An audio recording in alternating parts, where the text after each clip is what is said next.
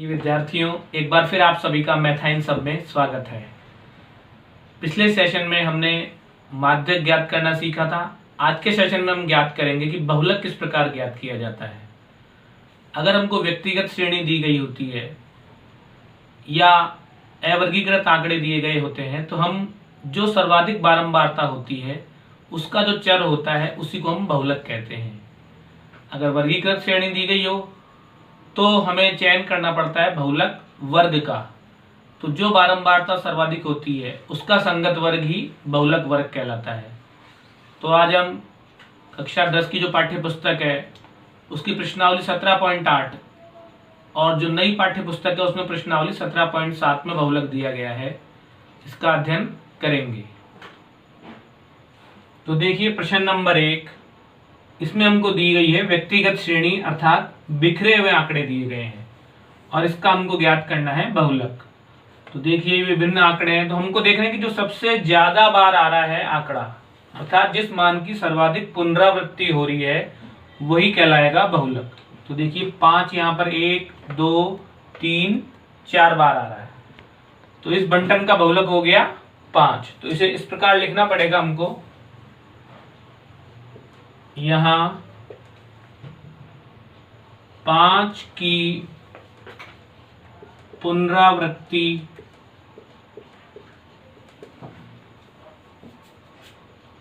सर्वाधिक है, इसलिए बहुलक बराबर भी 5। तो बहुत ध्यान से आपको देखना है, कहीं जल्दबाजी में ऐसी नहीं कि आप कुछ और देख लें और कुछ और उत्तर आ जाए। तो जिस मान की सर्वाधिक पुनरावृत्ति है अर्थात जो सर्वाधिक बारंबारता है वही कहलाएगा बहुलक। दूसरे में देखिए अब हमको अवर्गीकृत आंकड़े दिए गए हैं जिसमें हमको चर भी दिया गया है और बारंबारता भी दी गई है। चर अर्थात xi और बारंबारता अर्थात fi। तो यहाँ पर देखिए सर्वाधिक बारंबारता है हमारे पास में 80, जिसके संगत चर का मान कितना है 1.3। तो इस प्रकार जो सर्वाधिक बारंबारता है उसका संगत चर ही कहलाएगा बहुलक। तो यहां पर भी हम लिख सकते हैं, यहां सर्वाधिक बारंबारता 80 के संगत चर 1.3 है, इसलिए बहुलक बराबर हो जाएगा 1.3। तो देखिए यहां पर ये चर दिए गए हमको, इसलिए लिखना है संगत चर। अब कई बार जो प्रश्न नंबर 4 है अपनी पाठ्य पुस्तक का, प्रश्न नंबर 4 को एक बार सभी विद्यार्थी देखिए, जो अपनी प्रश्नावली उसका प्रश्न नंबर 4, इसमें हमको दिया गया है कि एक कक्षा के 20 छात्रों की आयु हमको दी गई है वर्षों में।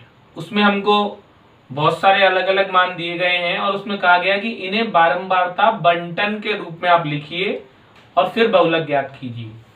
तो पहले इसकी हमको इस प्रकार से सारणी बनानी पड़ेगी। तो देखिए पहले हम लिखेंगे आयु वर्षों में दी गई है, इसलिए लिखना पड़ेगा साथ में वर्षों में। और ये जो आयु है हमको दी गई है विद्यार्थियों की, जिसको हम लिखेंगे संख्या को बारंबारता।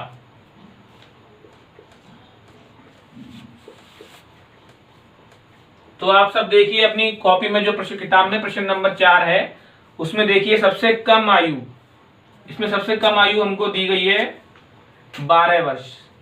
दिख गई सबको? 12 के बाद बोलिए कितनी कितनी दी गई है? हाँ 13 14 15 और अंत में दी गई है 16। तो पहले हम लिख देंगे आयु वर्षों में 12 13 14 15 और 16। अब क्या करना है हमको, ये देखना है कि 12 जो हमको आंकड़े दिए गए हैं उसमें 12 कितनी बार है उसको गिनना है और यहाँ लिख देना है। तो फटाफट हाँ आप बताइए 12 कितनी बार है? शाबाश, एक बार। केवल 12 हमारा कितनी बार है? एक बार। अब अगला देखिए 13। हाँ, गिन लीजिए फटाफट, 13 कितनी बार है? शाबाश, 6 बार। उसके बाद देखिए 14 कितनी बार है? 7 बार, बिल्कुल ठीक बताया। 15 देखिए कितनी बार है? हाँ, आप बताइए कितना? हाँ, बिल्कुल ठीक, 4 बार। और 16? हाँ, बीच में बोल रहे हैं, देखो आप, 2 बार। तो इस तरह से आयु 12, 13, 14, 15, 16 लिख दिया और उसकी हमने पुनरावृत्ति कितनी बार हो रही है इसको हमने लिखा है बारंबारता से। तो देखिए 1, 6, 7, 4, 2 क्रमशः इनकी बारंबारता है। तो इसमें आपको देख रहा होगा कि सबसे अधिक बारंबारता हमारे पास है यहाँ पर कितनी? 7, अर्थात 14 वर्ष वाले जो विद्यार्थी हैं वो सर्वाधिक हैं 7। तो बहुलक भी क्या हो गया? 14। तो लिख देंगे हम यहाँ पर सर्वाधिक बारंबारता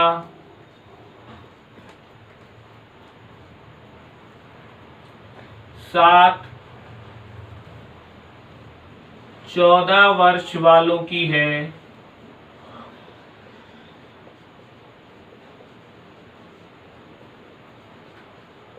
इसलिए बहुलक बराबर 14। तो ये जो हमारे सवाल थे तीनों, ये बिल्कुल सरल सवाल थे जो आपकी परीक्षा में 1 नंबर में आ सकते हैं।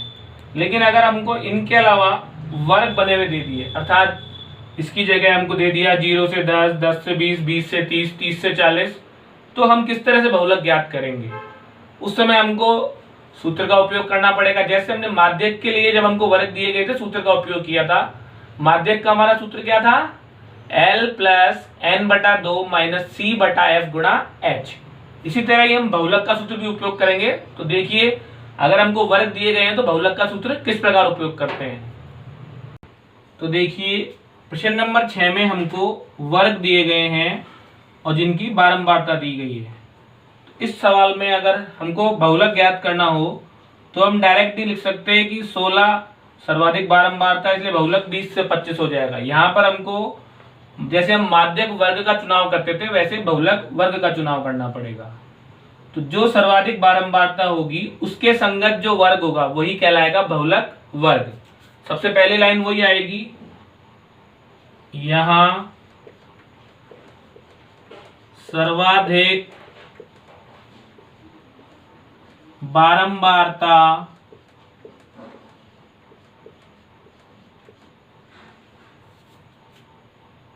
सोलह है, जिसके संगत वर्ग 20 से 25 ही बहुलक वर्ग होगा। तो इस तरह से बहुलक में ध्यान रखिए, हमको सारणी हम क्षैतिज भी बना सकते हैं ऐसे, और इसको खड़ी करके भी बना सकते हैं ऊर्ध्वाधर रूप से भी। लेकिन इसमें हमको और कोई कॉलम या रो नहीं बनानी है। जैसे माध्यक में हम क्या ज्ञात करते थे? संचयी बारंबारता ज्ञात करते थे। माध्य में हम क्या ज्ञात करते थे? FI/XI या FI/DI ज्ञात करते थे। बहुलक में आपको जो भी प्रश्न में दिया गया है उसके अलावा और कुछ नहीं करना है। अगर वर्ग दिए गए हैं तो ये उस सारणी बनाने के बाद में पहली लाइन आएगी, इसके बाद ही आपका बहुलक का सूत्र हम लिखेंगे। तो ध्यान रखना है, यहाँ पर सर्वाधिक बारंबारता 16 है, जिसके संगत वर्ग है 20 से 25, यही क्या होगा? बहुलक वर्ग होगा। तो सबसे इंपॉर्टेंट बात यही है इसमें कि बहुलक वर्ग क्या है हमारा? 20 से 25। यहाँ पर आप निशान लगा सकते हैं और इसके बाद आप लिखेंगे बहुलक का सूत्र।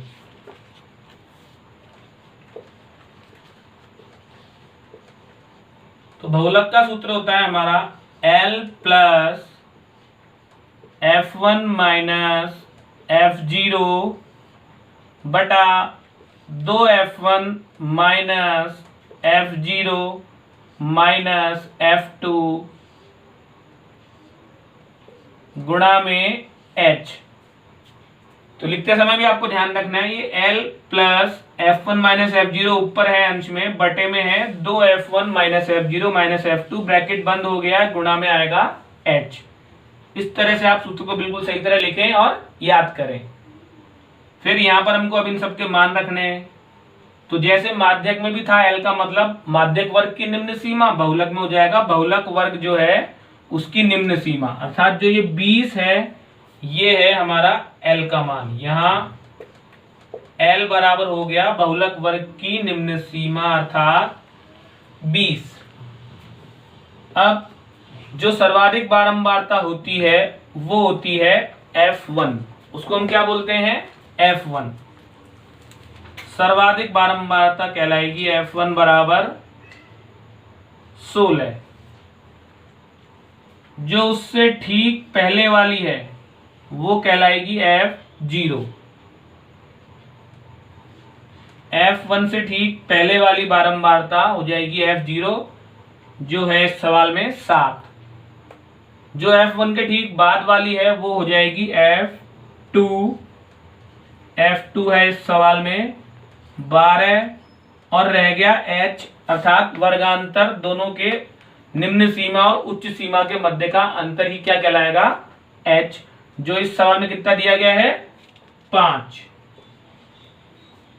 अब हमको बहुत ध्यान से इन सबके मान रखने हैं बहुलक के अंदर। तो सबसे पहले L की जगह देखिए रख देंगे 20 प्लस F1 है 16 माइनस F0 है 7 बटे में 2F1 मतलब 2 गुणा 16 माइनस F0 मतलब 7, F2 मतलब 12 गुणा 5। अब 16 माइनस 7 20 ऐसे कैसे रहेगा, 16 में से 7 के तो बच जाएंगे हमारे पास में 9, 5 ऊपर है, ये आपको ध्यान रखना है कि अंश ही इससे गुणा होएगा, पहले घटाएंगे उसके बाद इसको 5 से जो भी H होगा उससे गुणा कर देंगे। 16 दूनी 32, ये दोनों संख्याएं माइनस की हैं, इसको भी ध्यान रखना है कि दोनों संख्याएं माइनस की, इसलिए पहले ही इनको जोड़ लेना है आपको। 12 और 7 हो जाएंगे 19, वो भी माइनस के, और ब्रैकेट हो जाएगा हमारा बंद। 20 प्लस 9 पंजे 45। अब 32 में से 19 घटाइए, 32 में से 19 घटाइए, कितना बचेगा, हाँ शाबाश 13। तो इस तरह से 20 प्लस 45 बटा 13। अब जैसे आपको बताया था पिछले सेशन में कि इसको आप L को ऐसे कैसे रहने दीजिए और पहले इसको हल कर लीजिए, अर्थात 45 में 13 का भाग दे देंगे हम।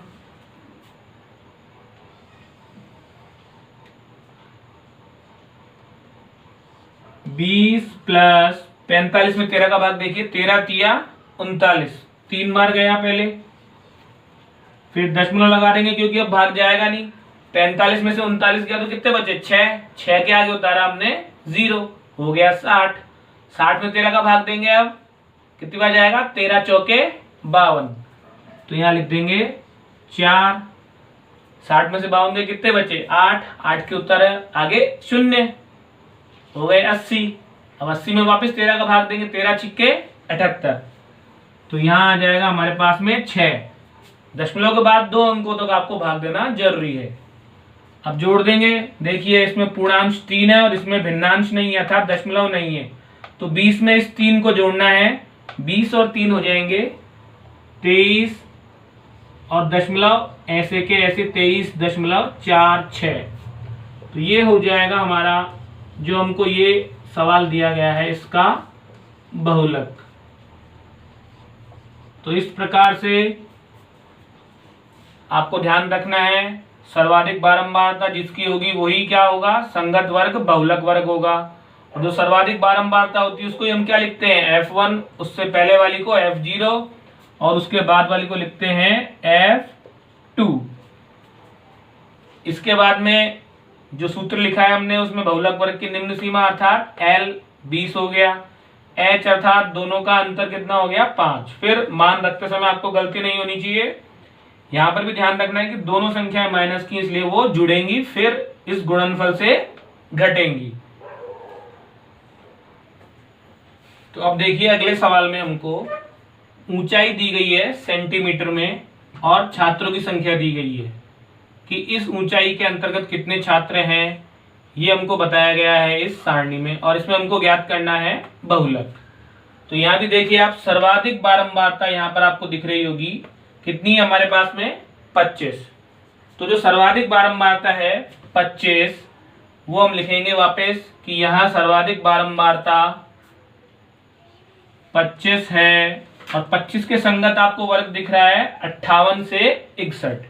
यहां पर आप निशान लगा लीजिए पहले ही 58 से 61। जो ये वर्ग है यही हमारा कहलाएगा बहुलक वर्ग, अर्थात सर्वाधिक बारंबारता को हम क्या बोलते हैं बहुलक ज्ञात करते समय F1। तो ये हो गया F1, F1 से पहले वाली हो गई F0 और F1 के बाद वाली हो गई F2। तो इसमें आपसे गलती नहीं होनी चाहिए, जो सर्वाधिक बारंबारता है उसको ही लिखना है F1, उससे ठीक पहले वाली F0 और उसके ठीक बाद वाली F2। इसके बाद में हम लिखेंगे बहुलक का सूत्र जो है L plus F1 minus F0 बटे में देखिए 2F1 minus F0 minus F2 गुणा H। इस तरह से सूत्र भी आपको बहुत ध्यान से लिखना है और जिस तरीके से लिखा गया है कि प्लस के सामने ही आपका बटे का निशान आना चाहिए, ज्यादा ऊपर या नीचे नहीं होना चाहिए, और ये H जो गुणा वाला है ये ऊपर की तरफ लिखना है आपको। अब सारणी में से देख देख कर हम इनके मान लिख सकते हैं। L मतलब बहुलक वर्ग की निम्न सीमा, जो L का मान कितना हो गया 58, F1 जो सर्वाधिक बारंबारता है 25, F0 ठीक उससे पहले वाली 20, F2 का मान ठीक बाद वाला 10 और H देखिए इसमें अर्थात वर्गांतर 61 में से 58 गए तो 3, तो यहां वर्गांतर हो गया हमारा 3। तो इसमें भी आपको ध्यान रखना है जो हमारा बहुलक आने वाला है वो बहुलक वर्ग के मध्य में ही कोई संख्या आएगी। जैसे जो माध्यक वर्ग होता था उसके अंतर्गत ही हमारा माध्यक आता था, ऐसे ही बहुलक वर्ग के अंतर्गत ही हमारा बहुलक अर्थात उत्तर जो हमारा आएगा वो 58 से 61 के मध्य ही प्राप्त होगा। ये आपको ध्यान रखना है जिससे आपसे गलती अगर हो रही हो तो आप उसको सुधार कर सकें। तो अब हमने मान लिख लिए सारणी से देखकर सारे, अब हमको क्या करना है सूत्र में मान सारे रखने हैं। तो देखिए यहां पर बहुलक बराबर L की जगह आ जाएगा 58 प्लस F1 हमारे पास में है 25 माइनस F0 है 20 बटे 2F1 मतलब 2 गुणा 25 माइनस F0 कितना है 20 और F2 देखिए कितना है 10। तो ये मान लिखने के बाद में आपको कोष्ठक में बंद करना है, ये नहीं भूलना है आपको, कोष्ठक बंद करेंगे और गुणा में लिख देंगे H अर्थात 3।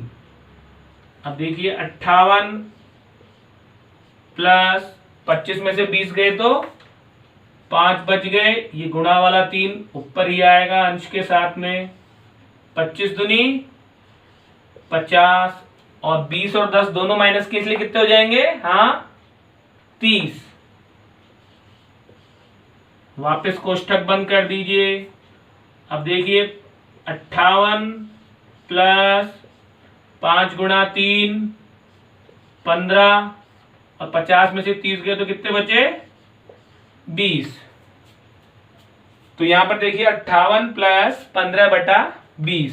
अब आप चाहें तो इसको यहां पर काट भी सकते हैं या डायरेक्ट आप 15 में 20 का भाग भी दे सकते हैं। तो देखिए अब ये संख्या यहां कट रही है 5 से, 5 तिया 15, 5 चौके 20। तो इस तरह से हमें प्राप्त हो गया 58 प्लस 3 बटे 4।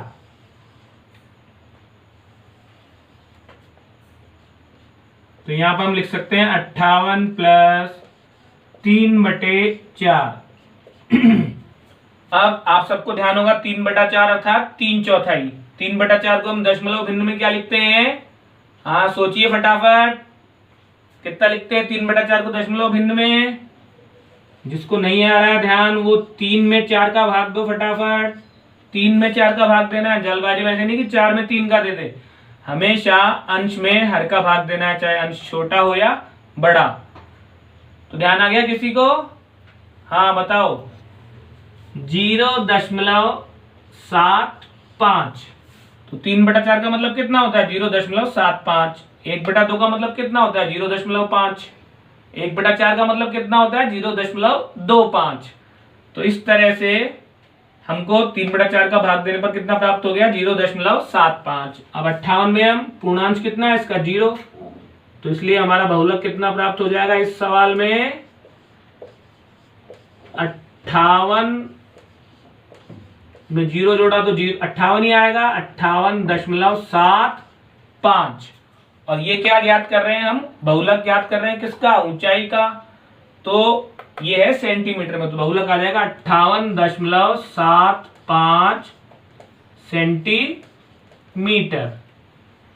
तो इस प्रकार आपको बहुत ध्यान से ये बहुलक का सूत्र अपने दिमाग में बिठा लेना है, क्योंकि अगर वर्ग आएगा तो आपको इस सूत्र की सहायता से ही करना है। और अगर वर्ग नहीं आता है, व्यक्तिगत श्रेणी आती है या अवर्गीकृत आता है, तो हम जो हमने शुरू के 4 सवाल किए थे उस हिसाब से आप उसको आसानी से कर सकते हैं। क्योंकि ये प्रश्न अगर आपके आता है तो 6 मार्क्स का भी आ सकता है और 4 मार्क्स का भी आ सकता है, जबकि जो शुरू वाले प्रश्न थे वो हमारे 1 मार्क्स के आएंगे।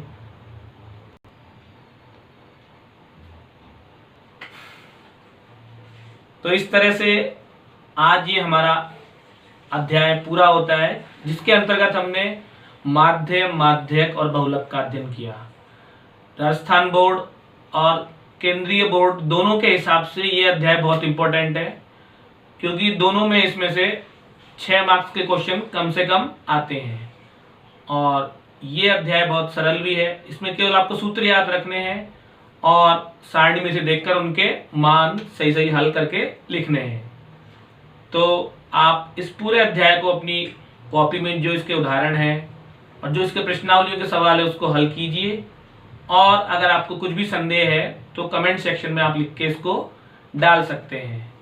पूरा ये अपना अध्याय आज यहीं पे समाप्त होता है। धन्यवाद।